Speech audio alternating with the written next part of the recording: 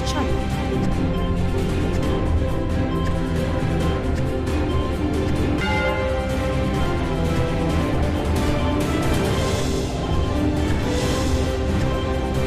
Thank you for watching Lango this channel.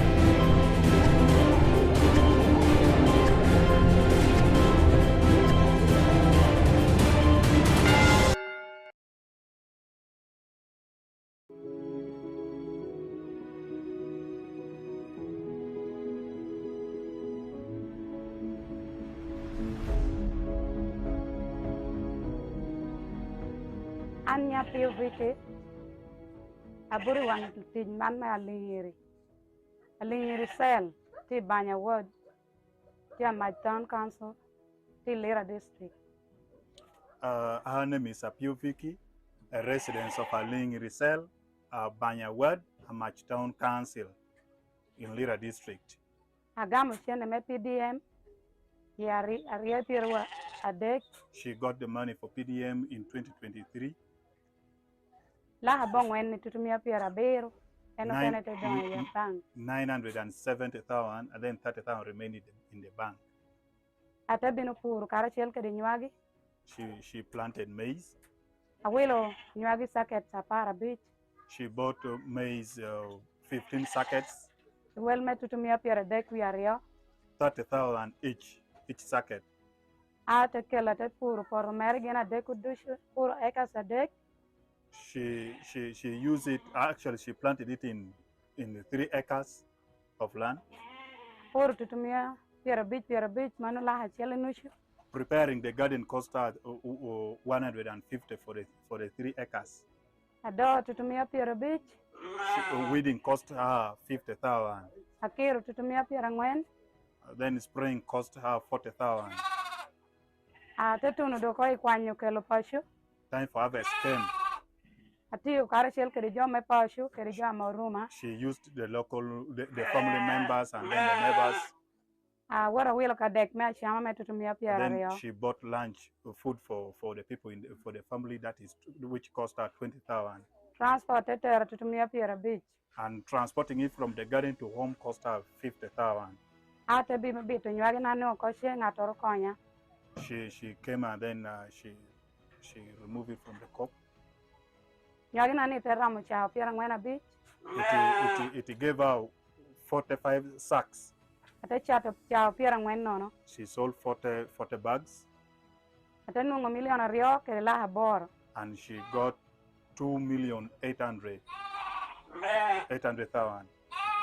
Kot me achel te tumuko. That was the first season. That is our first plantation. Ate wor ka epoko. Kwanya miliona achel akero dong mepu. Out of the 2.8, she decided to keep 1 million aside for farming again. Kwanya miliona achel awelo kere roma pa. She used 1 million for buying ships, 10 of them. La haboro achalo kere tina rest. Then she used 800,000 for school fees. Mano tegi kikano. That is how he spent her first money. Rio pire wangwen. In 2024, Apuru nyuagi. she planted maize again. Amero eka sacheli kwa madek. She added 1 hectare on the 3 to make 4 acres. Ate puru da kitane na puru keriche puru kere tutola chel. Then she used it because the total cost was the same as the first one. Ate kwanya da ate kelo ko pashu. Then she brought it at home. Ate nungu chao pira bij nono. She got 50 sacks. Ate poko de yegi ko itich. She divided them, the sacks. Kwanyo miliona rio la habero. Out of the money she got, she removed 2.7. Awilo kere plot. She replaced 2.7 million and she used it to buy a plot of land. Kwanyo miliona chel. She again used she picked 1 million out of the money. Akero ko bank me por me. She has saved it in the bank waiting for the coming season. We don't have to tell chani. The remaining balance. Paul we are chala in school. They topped the remaining balance and help them to take back the children to school. Atido kare chel kere Roma here Ariono ni chawani. At the moment, out of the 10, she's now having 20 ships. Amedo atia go konumir be Pierre Ariowie. Eno kene yigi obedo on.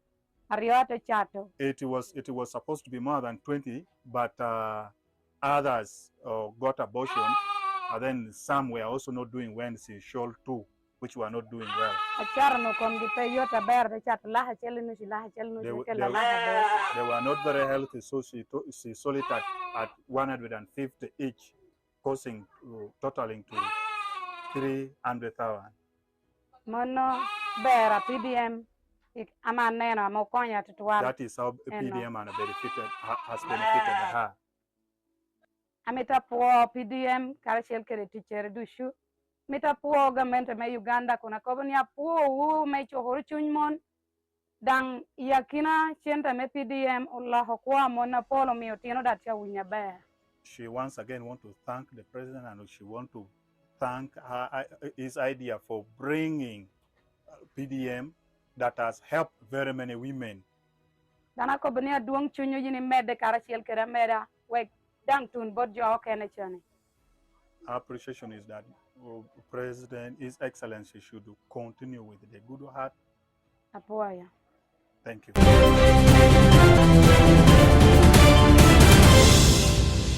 Thank you for watching Lango News channel. Please subscribe for more updates.